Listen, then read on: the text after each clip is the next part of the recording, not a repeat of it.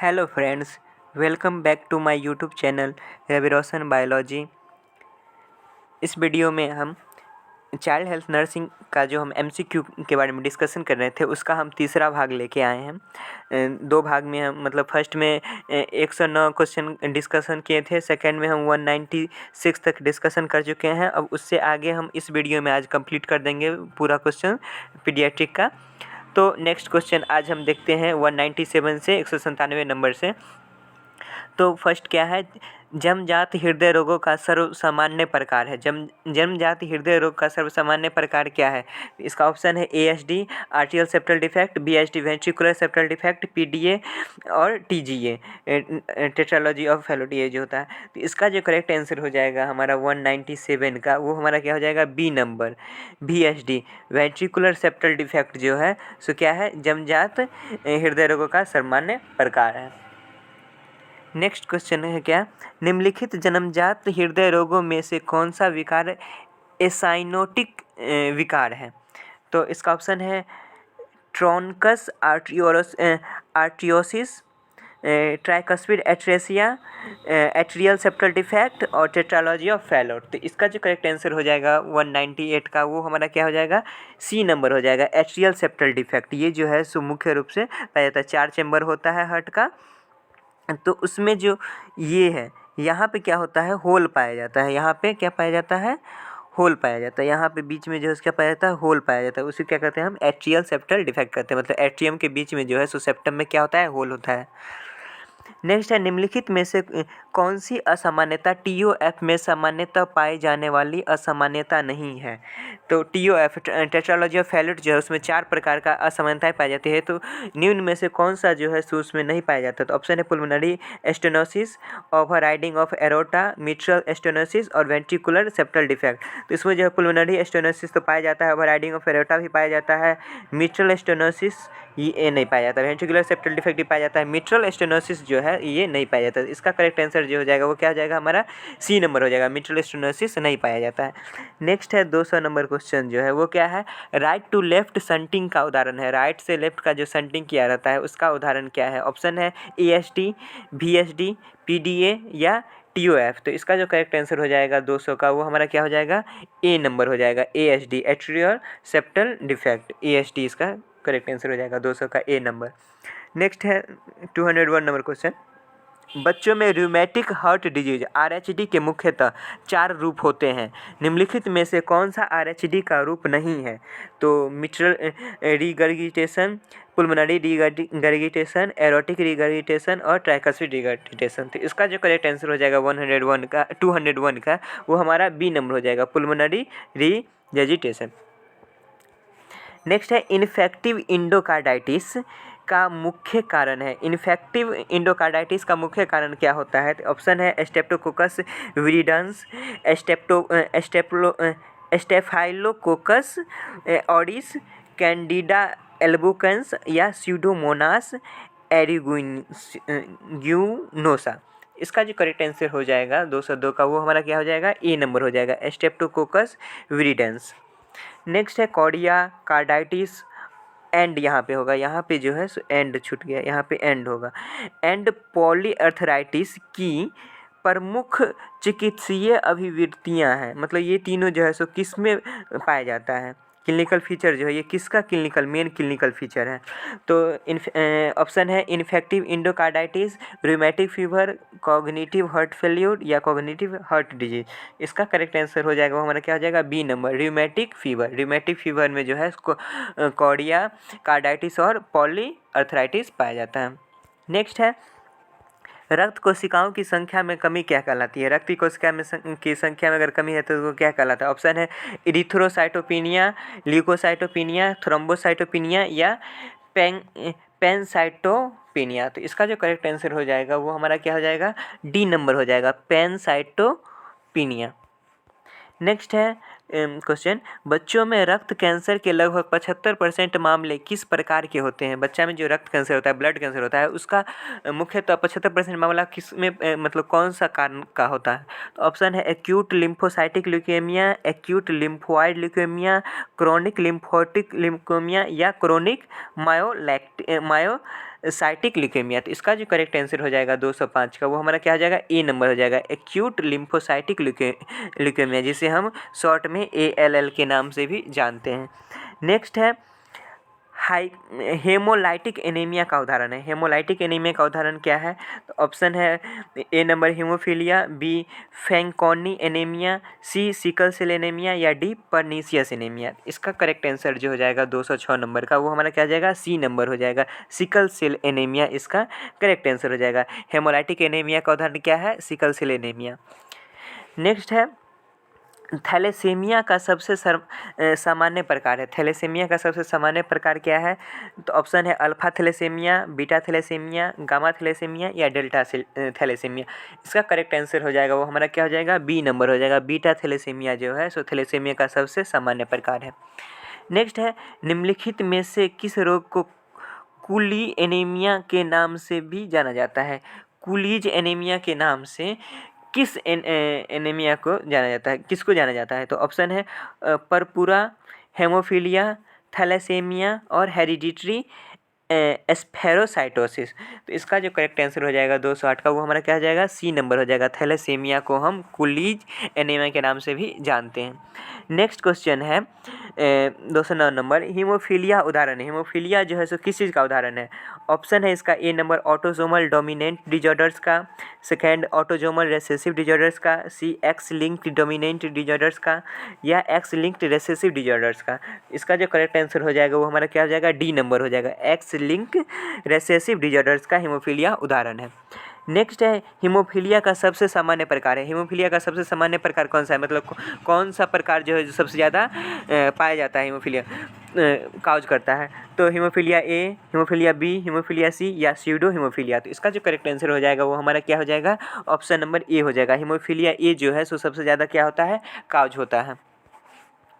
Next है किसी बच्चे का हीमोग्लोबिन स्तर 7.5 ग्राम पर DL है, तो WHO वर्गीकरण के अनुसार बच्चा किस श्रेणी के एनीमिया से पीड़ित है। अगर कोई बच्चा का हीमोग्लोबिन स्तर जो है सो 7.5 ग्राम पर DL है, तो उसको किस कैटेगरी में, एनीमिया के किस कैटेगरी में WHO द्वारा रखा गया है, तो ऑप्शन है mild anaemia, moderate anaemia, severe anaemia या वेरी सीवियर एनीमिया। तो इसका करेक्ट आंसर जो हो जाएगा, वो क्या हो जाएगा, हमारा सी नंबर हो जाएगा, सीवियर एनीमिया, गंभीर स्तरीय एनीमिया हो जाएगा। नेक्स्ट है थैलेसेमिया द्वारा कारित एनीमिया उदाहरण है। थैलेसेमिया द्वारा जो मतलब काउज होता है एनीमिया, किस चीज़ का उदाहरण है, तो इसका ऑप्शन है माइक्रोसाइटिक हाइपोक्रोमिक एनीमिया का,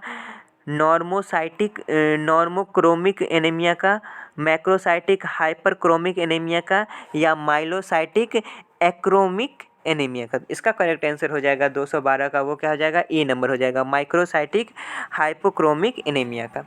नेक्स्ट है थैलेसेमिया में शरीर से अतिरिक्त उत्पन्न आयरन को निष्कासन हेतु कौन सा उपचार करने हेतु कौन सा उपचार दिया जाता है, मतलब कि शरीर में अगर अधिक मात्रा में आयरन हो जाता है तो उसके लिए कौन सा उपचार दिया जाता है, तो ऑप्शन है A number corticosteroids therapy, B chelation therapy, immunoglobin therapy या IV फ्लूइड थेरेपी। इसका करेक्ट आंसर हो जाएगा 213 का, वो क्या हो जाएगा, बी नंबर, चीलेशन थेरेपी।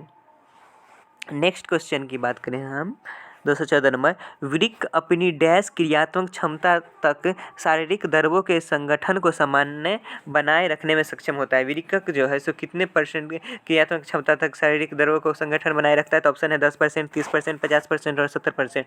इसका करेक्ट आंसर हो जाएगा, हमारा क्या हो जाएगा, सी नंबर हो जाएगा, 214 का सी, 50%।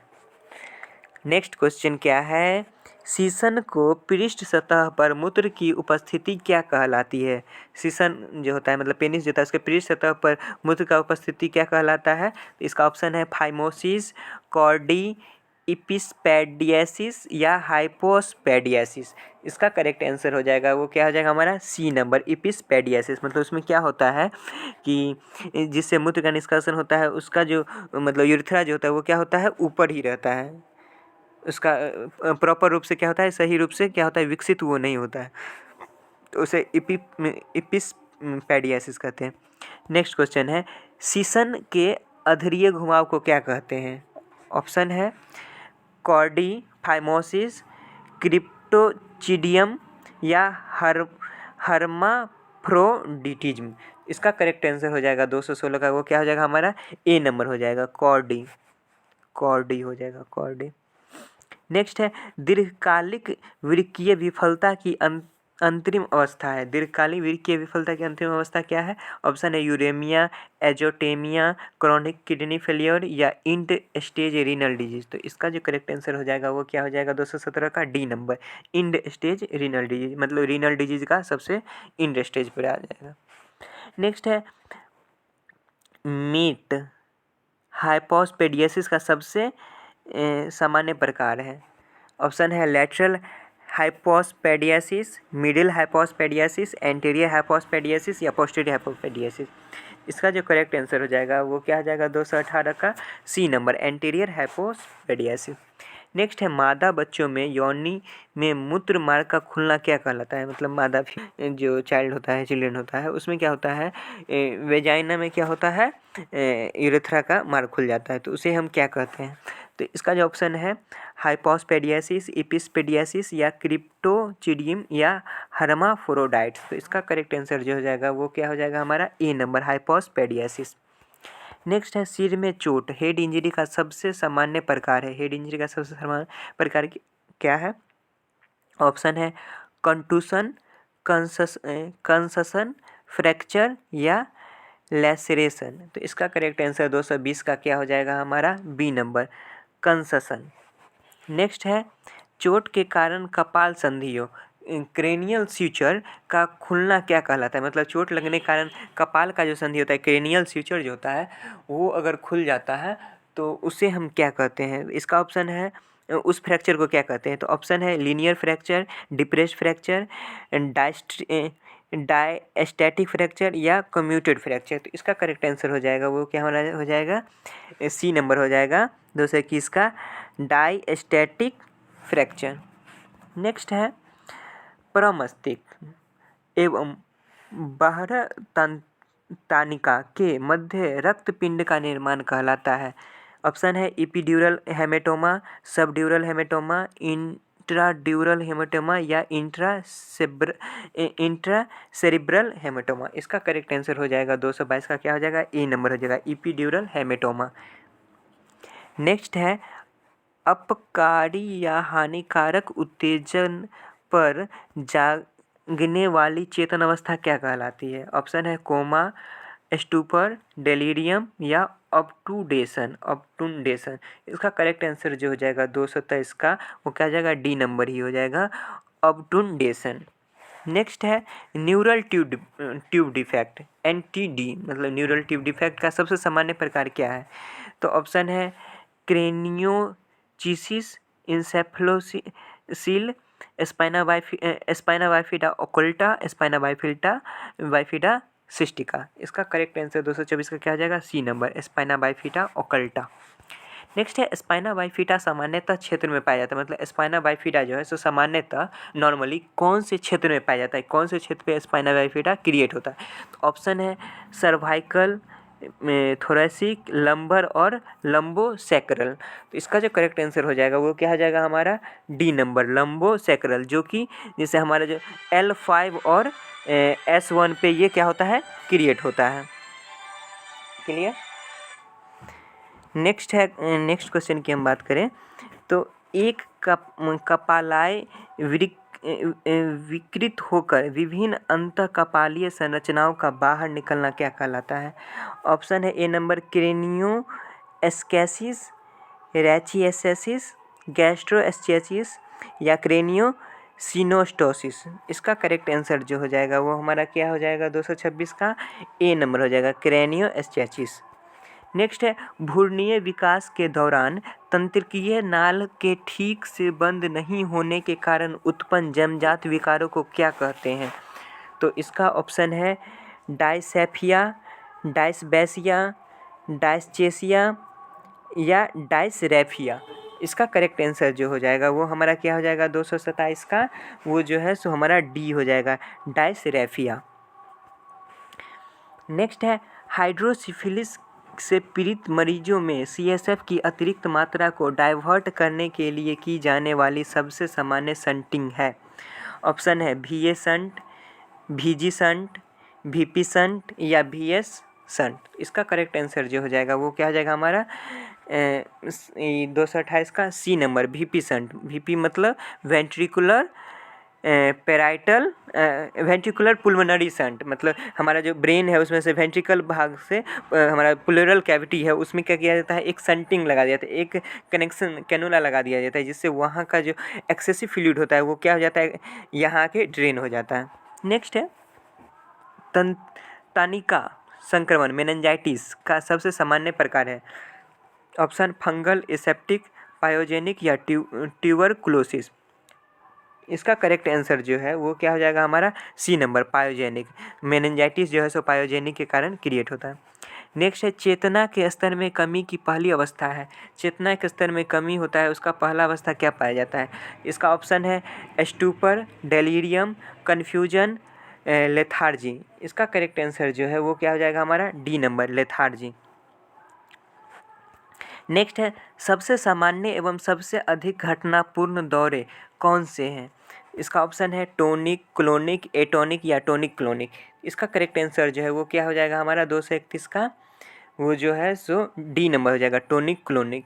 ये दौरे जो है सो सबसे अधिक देर तक रहता है और नॉर्मली आते रहता है। नेक्स्ट है दौरे के किस प्रकार को पूर्व में ग्रैंडमल सीजर के नाम से जाना जाता था। मतलब ये जो सीजर जो आता है, झटके जो आता है, दौरा जो आता है, उसका कौन सा प्रकार है जिसको ग्रैंडमल सीजर के नाम से पहले जाना जाता था। ऑप्शन है मायोक्लोनिक, बी एब्सेंस, टोनिक या टोनिक क्लोनिक या एटोनिक एकाइनेटिक। इसका करेक्ट आंसर जो हो जाएगा 232 का वो क्या हो जाएगा हमारा सी नंबर हो जाएगा टोनिक क्लोनिक। नेक्स्ट है हिस्टेरिकल या स्यूडो सीजर को अन्य किस नाम से जाना जाता है। हिस्टेरिकल या स्यूडो सीजर को किस नाम से जाना जाता है। ऑप्शन है इसका parietal seizure, generalise seizure, non epileptic seizure या अनक्लासिफाइड इपिलेप्टिक सीजर। इसका करेक्ट आंसर हो जाएगा 233 का हमारा क्या हो जाएगा C number non epileptic seizure. Next है थायराइड अतिक्रियता हाइपरथायराइडिज्म का सबसे सामान्य कारण है। ऑप्शन है Graves disease, Addison disease, Hashimoto disease, Alzheimer disease. इसका करेक्ट आंसर हो जाएगा वो हमारा क्या हो जाएगा A number Graves disease. Next अंतःस्रावी एवं बाह्यस्रावी दोनों रूपों में काम करने वाला ग्रंथि है। अंतःस्रावी और बाह्य ग्रंथि दोनों का काम कौन करता है। तो ऑप्शन इसका है पीयूष, थायराइड, अग्नाशय और एड्रिनल। इसका करेक्ट आंसर क्या हो जाएगा हमारा अग्नाशय हो जाएगा, जिसे हम इंग्लिश में क्या कहते हैं पेनक्रियाज कहते हैं। नेक्स्ट है हार्मोन की कमी की पूर्ति हेतु दिए जाने वाला उपचार है। हार्मोन की कमी को पूर्ति करने के लिए कौन सा उपचार दिया जाता है। तो इसका ऑप्शन है ART, BFRT, HRT या ERT। तो इसका जो करेक्ट आंसर हो जाएगा वो क्या हो जाएगा हमारा सी नंबर हो जाएगा HRT, मतलब hormone replacement therapy. Hormone replacement HRT का full form hormone replacement therapy लिख लीजिएगा। नेक्स्ट है एड्रिनल कॉर्टेक्स द्वारा स्रावित हार्मोन नहीं है। मतलब इसमें से कौन सा हार्मोन है जो एड्रिनल कॉर्टेक्स के द्वारा स्रावित नहीं होता है। ऑप्शन है एड्रिनोजेन, एल्डोस्ट्रोन, एड्रिनलिन या कॉर्टिकोस्टेरॉइड। तो इसका करेक्ट आंसर जो हो जाएगा 237 का वो हमारा क्या हो जाएगा सी नंबर एड्रिनलिन। नेक्स्ट है अग्नाशय के लैंगरहैंस द्वीप लूप ऑफ लैंगरहैंस जो होता है समूह स्थित कोशिकाएं इंसुलिन नामक हार्मोन का स्रावन करती है। मतलब लैंगरहैंस द्वीप स्थित जो कोशिका होती है वो इंसुलिन नामक हार्मोन स्रावित करती है। तो कौन से, तो ऑप्शन है अल्फा, बीटा, गामा और डेल्टा। मतलब कौन सा कोशिका जो है सो इंसुलिन का स्रावन करता है। तो इसका ऑप्शन क्या हो जाएगा हमारा बीटा हो जाएगा। बीटा सेल ही क्या करता है इंसुलिन का स्रावन करता है। नेक्स्ट है हाइपोफाइसिस द्वारा स्रावित हार्मोन है। ऑप्शन है TSH, FSH, MSH, ADH। इसका करेक्ट आंसर जो है वो हमारा क्या हो जाएगा डी नंबर हो जाएगा ADH। नेक्स्ट क्वेश्चन की हम बात करें पीयूष ग्रंथि द्वारा स्रावित हार्मोन नहीं है। मतलब कौन सा हार्मोन इसमें जो है निम्न में जो पीयूष ग्रंथि द्वारा स्रावित नहीं होता है। ऑप्शन है FSH, MSH, PTH या TSH। इसका करेक्ट आंसर जो है वो क्या हो जाएगा हमारा सी नंबर PTH। नेक्स्ट है थायराइड ग्रंथि द्वारा स्रावित हार्मोन नहीं है। मतलब कौन सा हार्मोन जो है सो थायराइड ग्रंथि द्वारा स्रावित नहीं होता है। ऑप्शन है thyroxine, thyrotropin, thyrocalcitonin, try iodothyronine. इसका जो करेक्ट आंसर जो है वो क्या हो जाएगा हमारा 241 का बी नंबर हो जाएगा, थायरोट्रोपिन। क्लियर। नेक्स्ट क्वेश्चन की ओर चलते हैं। नेक्स्ट क्वेश्चन 242 नंबर क्वेश्चन है।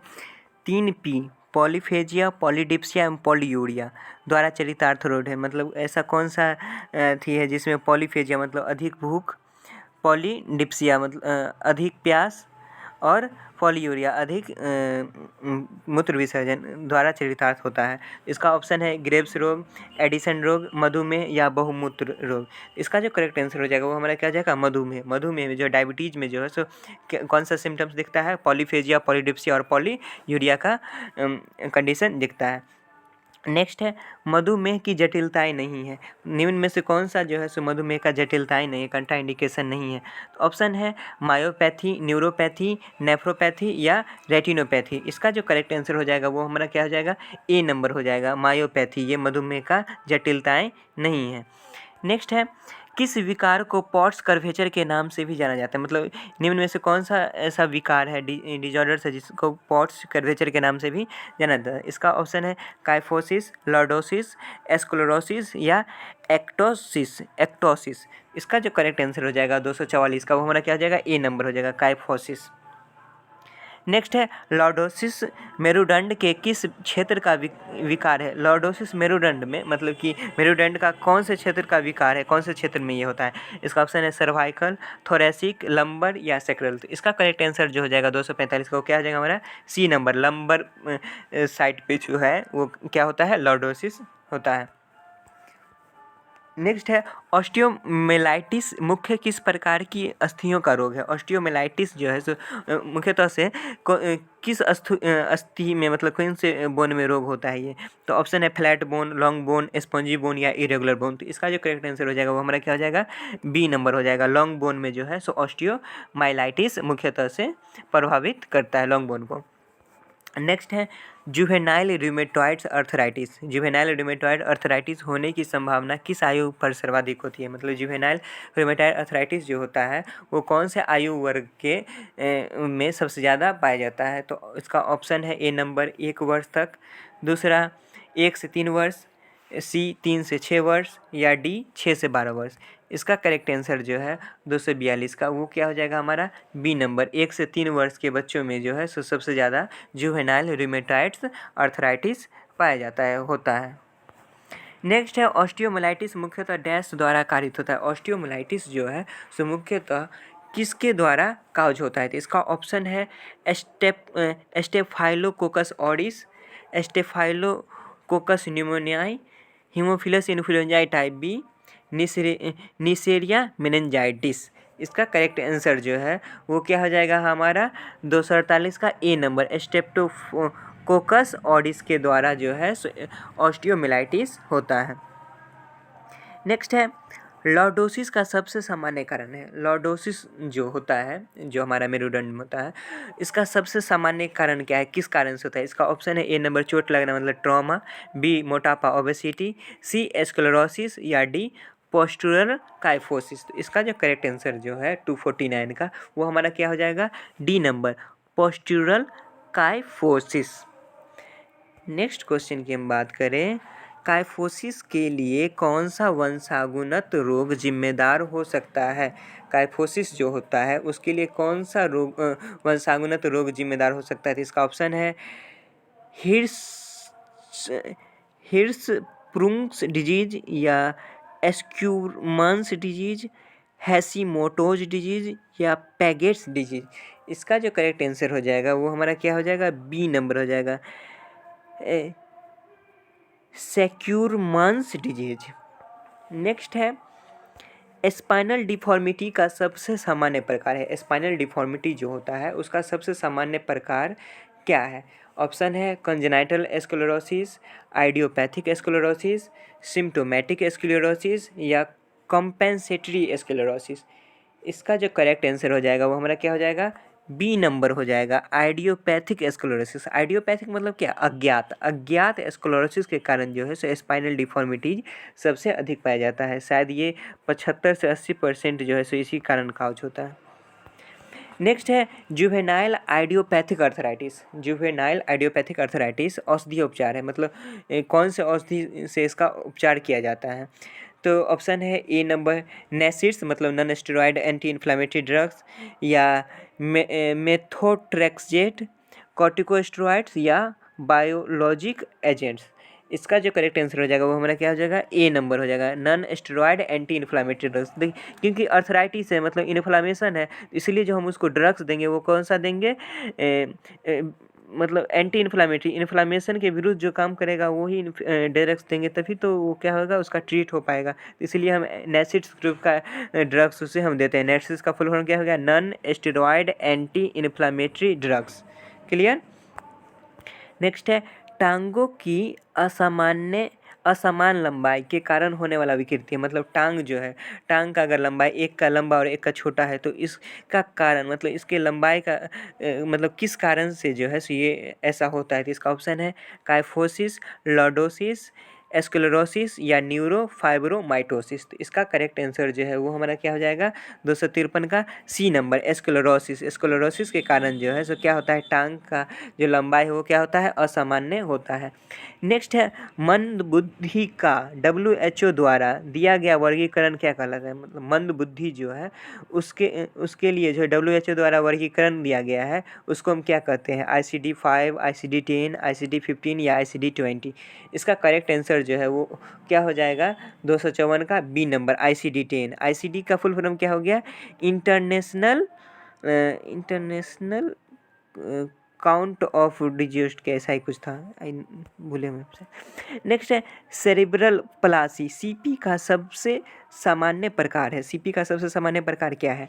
तो ऑप्शन है A ataxic CP, athetoid CP, dyskinetic CP, या एस्पेस्टिक सीपी। इसका करेक्ट आंसर जो है वो क्या हो जाएगा? 255 का D number, spastic CP. Next question की बात करें हम, अंतःकरण स्थिति संरचनाओं की क्षति के कारण उत्पन्न श्रवण क्षति को क्या कहते हैं? मतलब कान के अंदर में अगर उसके संरचना में अगर कोई भी क्षति होता है उसके कारण जो सुनने में कठिनाई होती है उसे हम क्या कहते हैं? Profound deafness, conductive deafness, perceptive deafness, या मिक्स्ड डिफनेस। इसका करेक्ट आंसर जो है 256 का वो क्या हो जाएगा? C number, perceptive deafness. Next है आँखों के रिफ्लेक्टिव डिजॉर्डर का उदाहरण है। आँख में जो रिफ्लेक्टिव डिजॉर्डर्स होता है उसका उदाहरण क्या है? तो मायोपिया, एम्ब्लायोपिया, एस्ट्रैबिस्मस, या कैटरैक्ट। तो इसका करेक्ट आंसर जो है 257 का वो हमारा क्या हो जाएगा? ए नंबर, मायोपिया कारण जो है, मायोपिया आँख के रिफ्लेक्टिव डिजॉर्डर्स का क्या है? एक उदाहरण है मायोपिया।